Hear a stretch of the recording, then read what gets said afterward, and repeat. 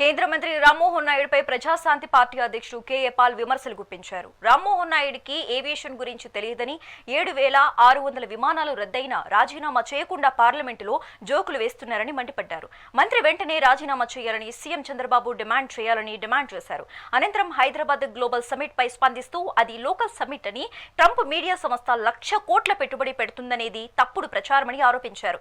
రాష్ట్రంలోని కాంగ్రెస్ ప్రభుత్వం పతనమవుతుందని పాల్ జోస్యం చెప్పారు.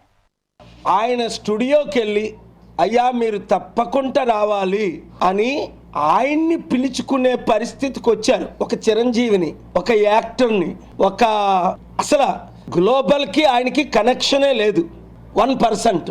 2, సల్మాన్ ఖాన్కి 500 ఎకరాలు భూమి ఇస్తామని ఫాల్స్ ప్రామిస్ చేసి సల్మాన్ ఖాన్ని రప్పించుకున్నారు. రామ్మోహన్ నాయుడు మంత్రి, ఏవియేషన్ మంత్రి అయిన ముందే చెప్పాను, ఇంకో ఫీల్డ్ ఇవ్వండి. ఆయనకి ఇస్తున్న ఫీల్డే ఆయన్ని సర్వనాశనం చేయడానికి తెలివితేటలు లేక ఆయన తీసుకున్నాడు. ఎందుకు? ఆయనకి ఏవియేషన్ అనుభవం లేదు, ఏబిసిడీలు తెలియదు. ఏవియేషన్ అనుభవం నాకు పూర్తిగా ఉంది. 1991లో నేను సొంత విమానంతో చిన్న ఫ్లైట్ నుంచి 2002 రాబోయేసరికి 747 ప్రపంచంలో అతిపెద్ద ఫ్లైట్ అమెరికన్ ప్రెసిడెంట్ వాడుతున్న 2 విమానాలకు ఓనర్ని, ఫౌండర్ని, ప్రెసిడెంట్ని.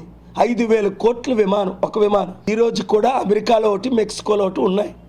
ఈ పనికిమాల దరిద్రులు ఈ కాంగ్రెస్ పార్టీ గ్రౌండ్ చేసింది.